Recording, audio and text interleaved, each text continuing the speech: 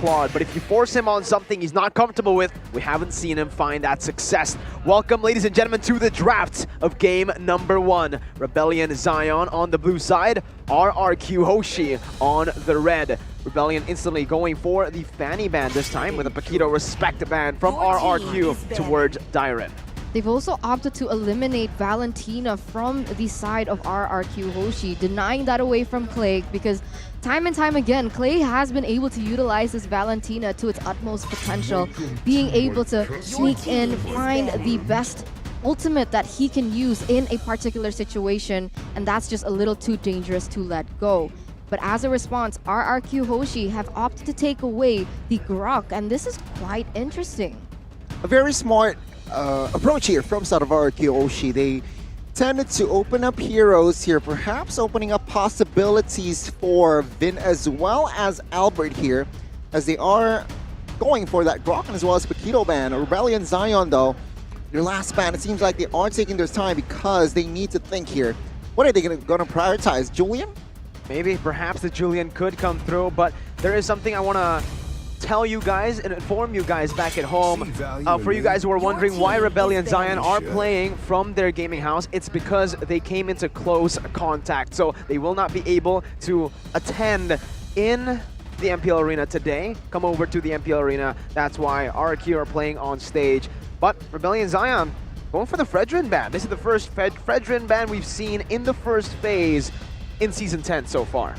I honestly believe, sure, Fredrin is a threat, but it's super conditional, right? Sure, take it away from RRQ Hoshi. You don't want it into the hands of R7. We saw that happening, but it might just be a filler for the other heroes to be left open up as well. So we'll see what RRQ Hoshi have to say about this.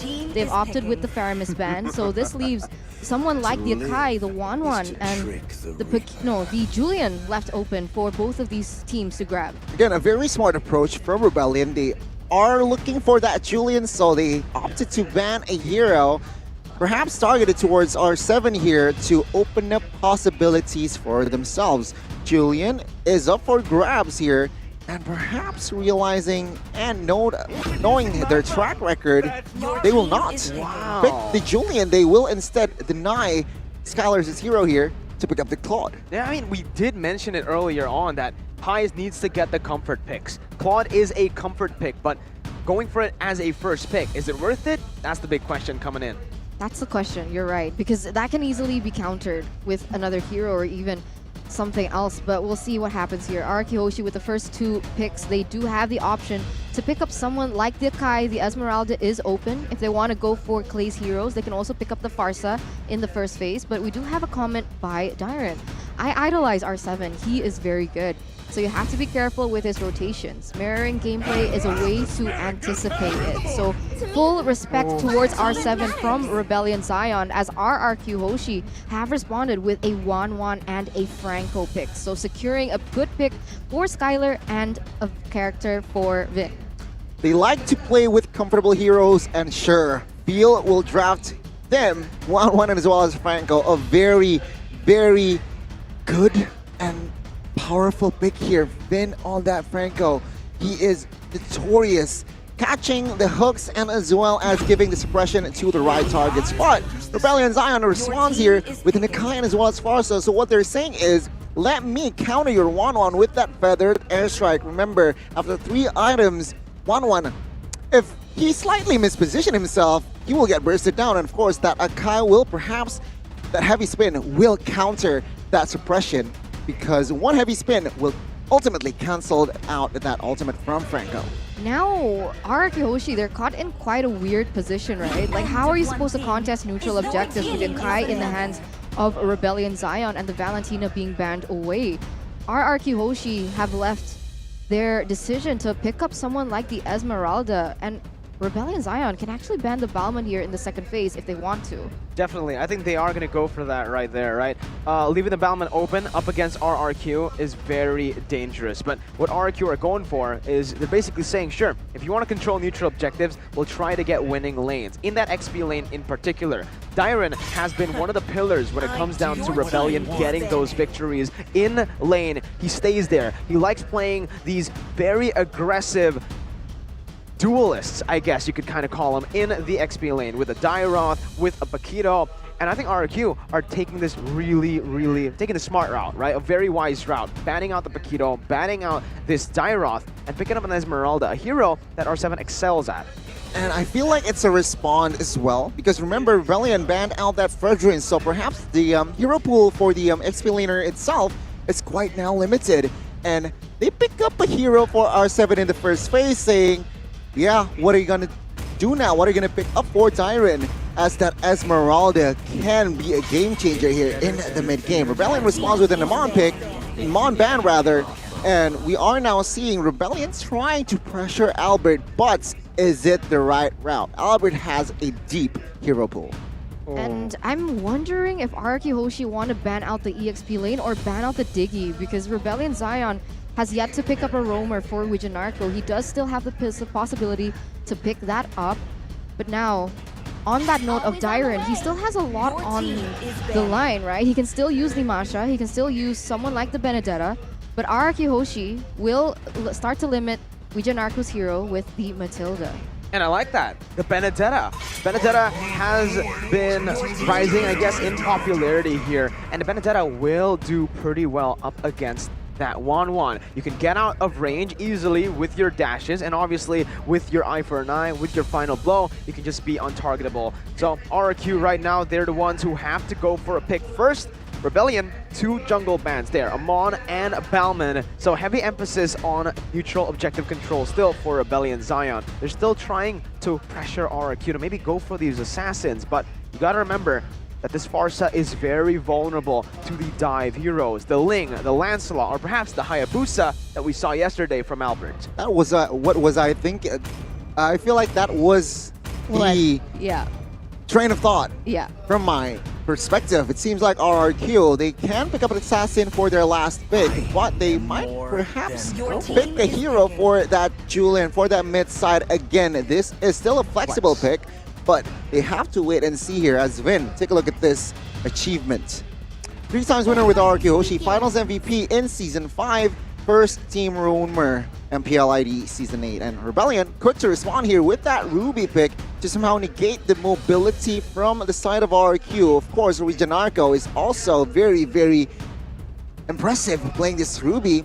And one last hero here, Benedetta. perhaps to Dyron Or Uranus. Benedetta can be the option, or if they want to go crazy, we saw Lapu Lapu. Yeah, I was thinking Lapu too, but up against a 1-1, it's so easy to pop those weakness points if you're a Lapu, right? You really need to get really creative when it comes down to those engages, so they do go for just a hero that's a little bit more solid when it comes down to diving that back line, to getting out as well. The Benedetta provides exactly what Rebellion needs right now, and RRQ will look to wrap up their drafts. What do you think they're gonna pick here? I think right Jungle now... or mid? I gotta say Ling is an option.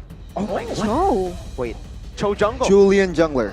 Cho Jungler. Oh. Okay. Interesting. Very interesting. Yeah, because I was like trying to rack my mind, like what can go against the Akai in that jungle position for those neutral objective takes. But I guess their solution is going to be Cho.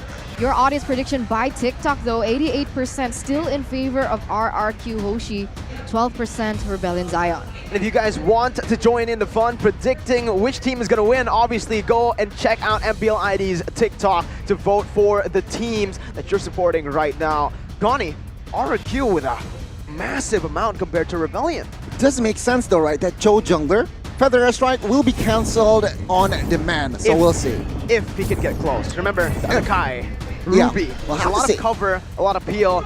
I think it's gonna come down to the execution here. Eterna and Gani. Everybody watching back at home and in the MPL arena, we're diving into the Land of Dawn for the first match of the final day of Week 7. Again, 2 things on the line. Playoffs for Rebellion, and it is the upper brackets for RRQ Hoshi. Let's see what happens here. We can already see that someone like the Pharsa that we saw yesterday is going to be able to roam around the map a lot quicker. So perhaps they may be able to use that to their advantage. Try and look for pickoffs on the top or on the bottom and prioritize those winning lanes. But once again here, Vin on the Franco just buying so much time for Albert to scale a lot faster than Fearless. Also forcing Fearless to use that retribution, but ooh, an even talents prediction here by Axe. Pretty solid mix, right? But Eyes has got to be careful here. In the top side, though, there's already a duel going on as Fearless actually... No, it's actually Sway Low who's able to secure the Litho Wanderer. So Albert will just be forced to back up, going on to his own purple buff here. Is in the bottom side, RRQ are looking to play with the 1-1, right? They want to use this winning lane to create a snowball early on. But you guys can snowball in your games by getting into the heads of your opponents with what, Gani? The Battle Emotes MPL 2022 edition. Back. Back. That's RQ's emote. You're right. Thank you. But yeah, now you can see they are already looking for something on the board, realizing 30 seconds are left on the table for the next turtle to spawn. Oh, Sway Low. Say goodbye to Sway Low, man. That was just an easy pickoff from RRQ. Not much movement there for the Farsa. And that's why the Julian is just so prio, right? That power pick coming in from Clay as well, because we've seen this back in MSC, but we haven't seen it at all during Season 10. RQ, they're utilizing the chain CC there, and perhaps Rebellion Zion also has a chain CC in that heavy spin, and as well as that I'm offended, but they're seeing the turtle in contention. Let's see, ladies and gentlemen, Fearless has the heavy spin. Falling Soundwood coming in and asking the retribution battle, which Fearless wins out. Albert pinned down, Dyron in the midst of it all. We Janarko getting the I'm offended onto 2 members, but look at him. Dyron's still able to bounce out of there. It's just a neutral objective secure for Rebellion, and they back off. Really good cover by Wijanark and really good disengage by Rebellion Zion. They don't want to commit onto anything more. They're just looking for those objectives. They're staying disciplined, and that's a great route to go for. But now there is going to be a lot of emphasis in that bottom lane as they are going to try to shut down Skylar here. A very good setup as well from side of Rebellion Zion. They saw a slight window, a small window to take that turtle, and they commit to it. And thus, the first neutral objective will be claimed in the hands of Rebellion Zion. Take a look at Claude's emblem here, talent. He opted for 2 talents on that regeneration. So again, still somehow relying on that emblem to heal himself. Yeah, both of the junglers going for the Demon Slayer. Again, we're back to just that jungle control, wave control, and obviously fast clears enables these fast rotations that both of the teams need at this point of the game with their compositions. But so far, it has been a very slow game, tempo-wise. Rebellion Zion are mirroring RRQ's movement on the map just to give Highs a little bit more room to actually scale. You can see that happening too, right? They look for a pickoff on the board, they don't get it, they move and roam to a different point in the map. They don't want to waste too much time, but they also don't want to overcommit, but the I'm offended lands. Yeah, forcing the flicker away already here. Vin is forced to disengage. Albert as well, not really going to be able to look for any kind of fights because Highs has been tearing up that bottom side actually up against Skylar. Very good laning, and we have kind of mentioned this a bit before, right? The Claude in the current patch has a more efficient way to deal damage in team fights than the 1-1, who can only use the crossbow attack on the person the weakness points are popped on. What I do want to note here, ladies and gentlemen, is Rebellion and as well as RRQ's XP laner here, Esmeralda and as well as Dyron. Both heroes are fast clearing, but now the second turtle, we'll see. Let's see, Fearless with heavy spin, he still has it, but Vin wants to go for the suppression. Fearless going to be able to pin Albert down right there 2 times, and that's the retribution coming through. Dyron and Fearless going to be able to secure it right now as Albert's taken low, but still able to get out with the way. The Dragon getting Dyron as well. 1 for 1, a turtle for a kill, but Clay wants to make it a 2 for 1. Fearless still able to get out 1 HP. Rebellion and RRQ trading 1 for 1. Who gets the better value there? I gotta say, I feel like RRQ got the better value, but oh, suppression. Bloody Hunt onto Wijanarko. He still has the I'm offended, is able to bring 2 members back, but the Iron Hook brings Wijanarko back as well. Skylar pops the Inspire, able to secure another kill on the board. RRQ leading in gold. Ooh, wow, what a chain of events happening. It was initially very, very slow, but now they've really stepped up the pace. Yeah, high tapped on the sprint there, which is going to be a massive resource, but Albert is going to be caught as well. Beautiful Iron Hook by Finn as the heavy spin actually connects, but Fearless has all of the weakest points popped in. Albert with the Jikundo, with the way the Dragon, too slick for Sway Low, a little bit too fresh as well with the new axe effect, but Dyron doesn't want to let it go. Just like that, he jumps in, able to find compensation. Skylar still has a crossbow tang, but that's the value of the final blow. Getting out of range and being untargetable. Bottom side pushed in. Highs might actually be able to secure a turret right here, and he will. A very good engage from Albert there, catching Farsa mid wings by wings. Item-wise here, it seems like nothing too fancy just yet. Farsa collected his Clock of Destiny, but 1-1, almost getting that DHS. After that, RRQ Hoshi will be able to somehow look for more fights, but in response to that, Golden Staff almost also secured from the hands of Highs. So again, both gold laners here almost seem to reach their power spike. It seems like more setups from both teams. Uh-oh, Vin with a bloody hunt play in the back lines, getting the enhanced chain onto Sway Low as in the back lines as well. It's going to be Highs who's able to actually flank, but look at the crossbow attack onto Sway Low, onto Fearless. That's a tanky member, however. Highs doesn't have the sprint, going to be immobilized there by the falling sound, but a heavy spin by Fearless is able to peel away for his friends. Dyron getting out with the execute, isn't able to find a kill. R7 in the midst, going for Highs, has the BMI. R7 now caught in Rebellion's jungle. Dyron looking to collapse onto him, but he's a bit too tanky, I believe, for anyone to look for the kill. R7 still just being such a nuisance, as Fearless is going to be able to secure the purple buff. They're going to be looking for R7. 2 feather airstrikes connecting, but R7 is unkillable, and RRQ secure the turtle. Beautiful distraction by R7 onto the members of Rebellion Zion, realizing that if they go for a 5v5 team fight in that turtle area, they wouldn't be able to secure that objective. So that was just perfectly timed, but the hook lands! Goodbye. And there you go. That's a grab by Vin, just like you guys can grab food, almost like Vin can grab Highs right there. With the discount code 90%, incredible value, as he's looking for more value here. Vin goes in. Fearless still able to actually get away from that one, is in the top side. Dyron gets out as well. Esmeralda reminds me of someone, Mirko, perhaps. R7 Esmeralda reminds me of someone, but yeah, our RQ here, they are leading 2,000 gold lead. Skylar's won one too, it reminds me of someone. Ooh. A lot of remembrance here on the English desk. I don't really remember anyone, but you're right. Here, RRQ Hoshi leading with a 1,500 gold lead, and they're looking to collapse onto Dyron in the top side. Oh, almost a good predict there by Vin. Very close as Swaylo rotates up top. Fearless is looking for a play, but R7 is able to actually get out with the falling Star Moon. RRQ playing it very disciplinedly here. They've been able to hold their grasp, I guess, on that gold lead, but Albert might be too aggressive here. That's going to be the combo. Wombo coming in with Highs as well, with the Blazing Duet to the back lines, as the Feather Airstrike will be able to take Albert and R7 down. My goodness, one team fight might actually be able to turn the tides once again. Rebellion looking for the siege in the mid lane. RRQ trying to defend. Skylar needs to be very careful though. That's a beautiful hook by Vin to try to deny the turret take, but Rebellion say, we don't care. We don't need minions. Ooh, and that's going to be another turret into the hands of Rebellion Zion. Initially, a 1,000 gold lead for RRQ Hoshi has completely diminished here, and if we saw correctly, Highs already equipped that golden staff here, gun. Yeah, with this momentum shift, it seems like RRQ, they are now under pressure. And again, Highs on this cloud, timing is going to be needed to be so precise to somehow deal out damage to the right targets. We'll see here, execution, the First Lord, they are committing to it. Oh man, RRQ, they're looking for an engage. Clay goes in for the flank, Highs able to dodge away, secures the Lord for the team as he goes in for the Blazing Duet, but away the Dragon actually is going to be able to catch him. Dyron falls to the crossbow attack. That's translated over from Highs. RRQ once again win the team fight, but Rebellion secure the neutral objective.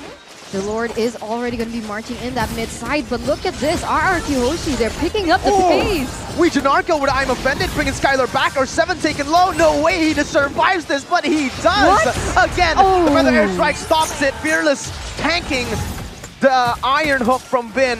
RRQ still actually able to find more value in this team fight so far. Still holding on to the gold lead very, very well. A very good execution there, RRQ Hoshi, forcing a fight on towards Rebellion Zion, even though they lost Lord, so let's win the team fight. And the previous two exchanges, RRQ Hoshi, they won the trade. Again, they need to somehow focus to clear the minions first, and then perhaps reset. And item-wise, nothing significant has changed. But take a look at Barca here, already with that 2 items as well. And of course, 1-1 is building on towards that Malefic Roar. So again, expects a lot of damage. And Heis, though, he is also already reached his power spike item-wise, so it's just execution here from both teams. Seems like it's quite a stalemate, but objectives, of course, is heavily leaning towards Rebellion Zion. Oh, wait a minute though, with Janarko with the conceal, they actually spot out RRQ, but the airstrike popped as well. High's gonna be hooked in the bloody hunt to lock him down. But look at the final blow onto the back lines in that choke point. Skylar looking for one more weakness point, going on to Dyron, but Dyron's still able to get out. He jumps in once again, able to find Finn, picking up a double kill before he falls. R7 with a falling Star Moon, able to pin Janarko down as Albert is gonna be looking for that way of the dragon. Rebellion Zion able to disengage. Mid and Roam traded in for XP and gold. I think RRQ still are able to win that trade. Ooh, it was such a close game as well, because if you saw, the Way of Dragon was actually popped onto Suelo, but because nobody was able to kind of bring back the damage onto Suelo, he was still able to get out of there with the Wings by Wings. And the thing is, Suelo is going to be a huge factor to the winning conditions of Rebellion Zion, realizing that she started to scale, right? With both of those items already locked in, the Clock of Destiny and the Lightning Truncheon, her damage output is going to be huge. So it all comes back to timing. Can Suelo pop the Feather Airstrike as efficiently as possible, prevent it from being taken down or cancelled by RRQ Hoshi? And if they can definitely utilize that to the excellence in the damage. I mean, if we're talking about Suelo, right, it's clear that damage dealt by Axe, he is now sitting in #1. So, sure, all Suelo needs to do is look out for his position. Don't ever overextend, and as well as, I guess, position himself in a very awkward position. So I guess, again, positioning-wise here for Suelo is going to be crucial for Rebellion Zion's side. Meanwhile, RRQ Hoshi, it seems like Skylar is popping off 7-0-1 in this game, and it seems like a lot of momentum that we're building towards the side of Rebellion Zion is just denied by this guy. I mean, there's not much of a level difference known between the two teams. It's honestly quite even. RRQ Hoshi, they lead for a bit. Rebellion Zion opt to look for something. RRQ Hoshi with the concealed play. Vin actually misses that hook onto Haze, which is great. They really do need Haze to output that damage if they want to win this control on the Lord. And right now, right, if we take a look at both of these teams, honestly, it comes down to targeting. And RRQ have been able to target the priority members better in these team fights, with Clay constantly just going in for the flank, but Fearless is going to be able to find Vin. Skylar to be caught as well as the Blazing Wet is popped in. Skylar with a nature still able to deny the damage as Clay once again goes for the flank, but this time it did not work. Skylar. Crossbow tank popped in, able to dish out the damage, getting the damage down, but High is able to dodge away, jumps back into the BMI. Skylar taking low, final blow to the back lines as that's the eye for an eye as well. Dive with the execute, gets a double kill, securing a 4-for-1 trade. Rebellion is massive, and so is Dyron with a triple kill by Samsung Galaxy A series. That gold lead just shifted straight back into the hands of Rebellion Zion with 2,000, and that was brilliant by all of the members. Honestly, Suelo wasn't even able to be taken down by RRQ Hoshi. He was able to pop in that Feather Airstrike and use the Flicker to avoid the initiation coming in from Clay in towards that backline, and Clay instead was the one to be taken down. It's just so beautifully played there for Rebellion. Amazing execution by Dyron there. Again, finding the right target and as well as the timing is so on point here. With this Lord push here, perhaps Rebellion Zion will of course clear that mid-outer turret. And if they're lucky, they can get a base turret. But then again, RRQ Hoshi, their high ground is quite okay. We'll have to see here how will the approach from both teams. And when it comes down to siege potential, Rebellion Zion have a whole lot of that high ground poke that they can play with. Suelo with the Feather Airstrike is going to be massive. And obviously Dyron can just zone these members away with the final blow. RRQ can be forced to go to that bottom side with the Feather Airstrike zoning them away. Rebellion using this to go and take the base turret. Finn with a very, very good play, but it's not going to be able to catch on NT1. Oh, Albert taken down by Highs. Dyron going massive there. The Blazing Wind has popped in to zone Skylar away. R7 comes in, going to get stunned down and has chain coming in onto Region Narco, but that's only the roamer. Skylar picks up a kill, but 3 base turrets taken down by Rebellion Zion will mean that it's definitely worth it for the Rebels. But Heis, he wants more. He dashes back in with the BMI. Fearless coming in again, but the airstrike onto Vin. R7 wants to do the damage onto Sway Low, but he does not care. In the back line, Skylar is able to find the crossbow tang onto Heis, onto Fearless. Not going to be able to melt him down, however, as Dyron goes in for the final blow again. Now onto Skylar. 1v3, Dyron looking for a massive play, has to execute, has the eye for an eye, but he will lose his immortality. He will lose his life as well as Clay shuts him down. RRQ able to see or to survive another day. But all the while, all those 3 lanes are still crashing onto RRQ Hoshi right now. 2 members taken down for Rebellion Zion will issue them to reset up for this next objective. Perhaps they are going to focus on that Lord and stay disciplined. I gotta say, Rebellion Zion there, they overstayed a bit. They got a little bit greedy there, and RRQ Hoshi capitalized on Skylar again. They have 1-1, which can just somehow melt and give pressure to the composition of Rebellion Zion. So if they want to lead, they need to be careful.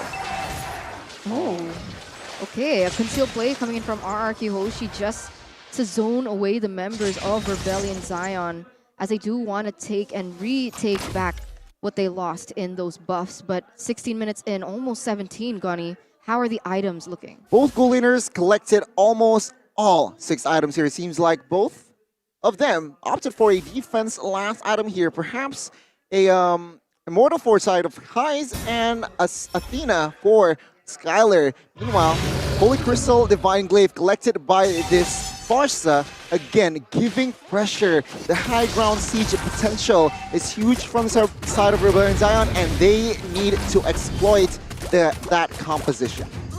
Man, she's building full damage. She's going to be easily taken down, and that might be a mistake. I think they should look for a more defensive item, perhaps a Winter Truncheon at least, just in case play goes into that backside. I mean, we'll see right now, because RRQ Hoshi already setting up and they go in. Yeah, onto Region Narco. Crossbow tank ready. Going to be able to just go on to Sway Low, and that's how it will happen. Heis jumps in with a blazing duet. That's not going to be enough. But look at the top side. Look at the top side. It's Dyron coming in.